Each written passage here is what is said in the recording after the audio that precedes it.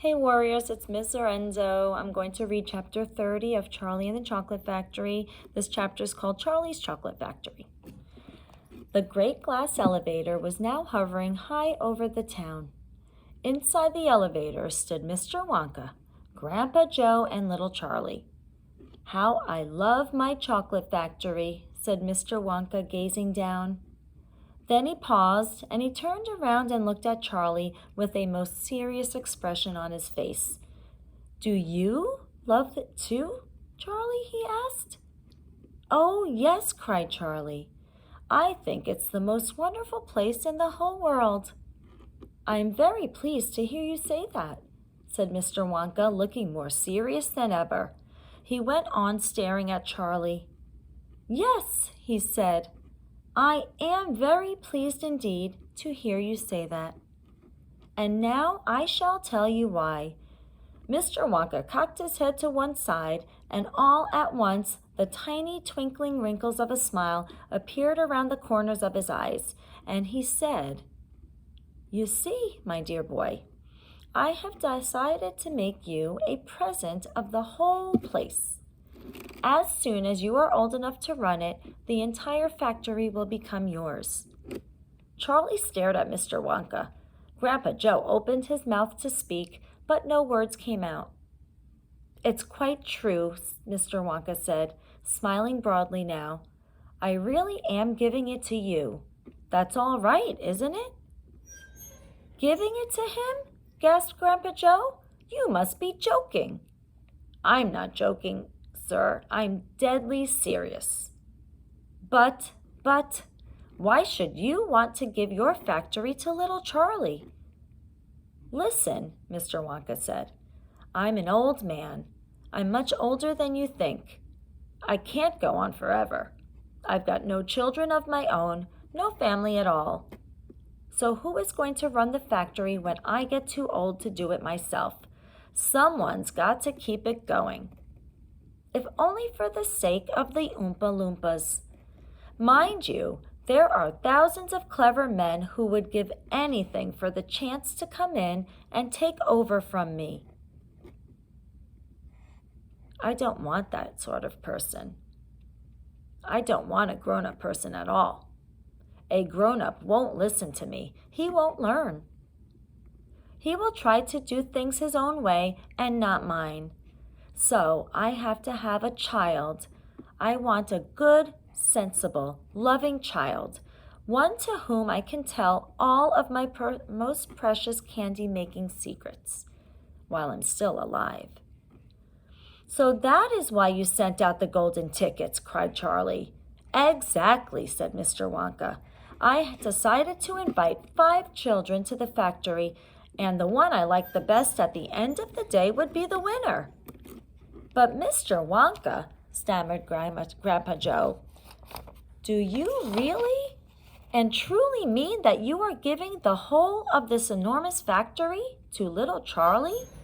After all?" "There's no time for arguments," cried Mr. Wonka. "We must go at once and fetch the rest of the family, Charlie's father and his mother and anyone else that's around. They can all live in the factory from now on. They can all help run it until Charlie's old enough to do it by himself. Where do you live, Charlie?" Charlie peered down through the glass elevator at the snow-covered houses that lay below. "It's over there," he said, pointing. "It's that little cottage right on the edge of the town, the tiny little one."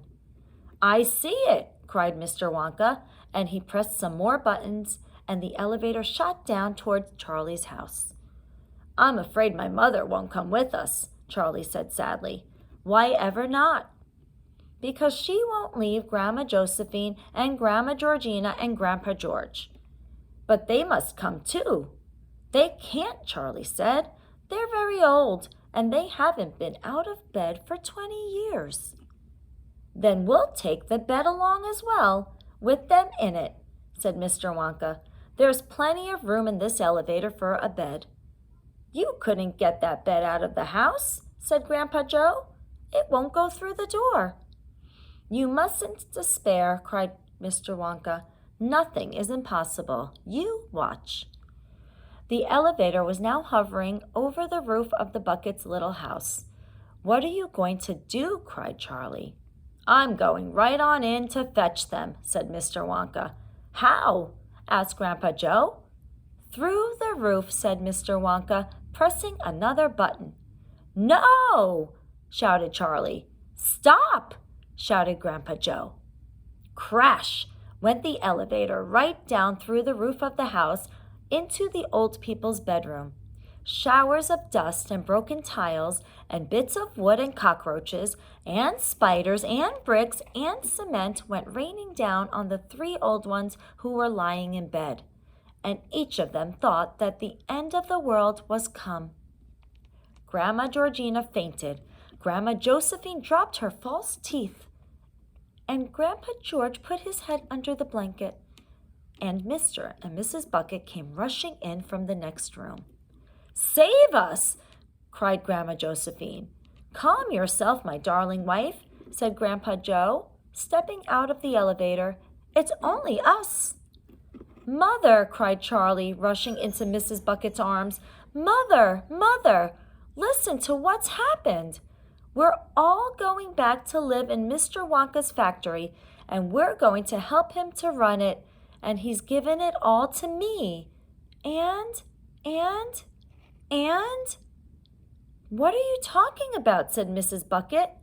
"Just look at our house," cried poor Mr. Bucket. "It's in ruins."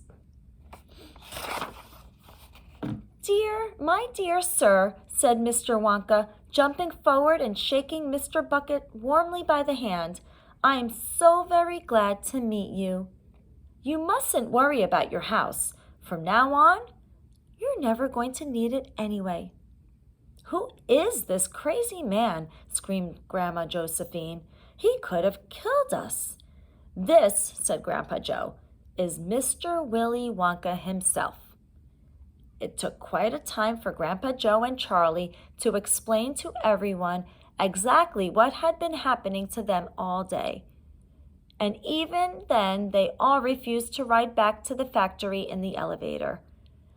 "I'd rather die in my bed," shouted Grandma Josephine. "So would I," cried Grandma Georgina. "I refuse to go," announced Grandpa George.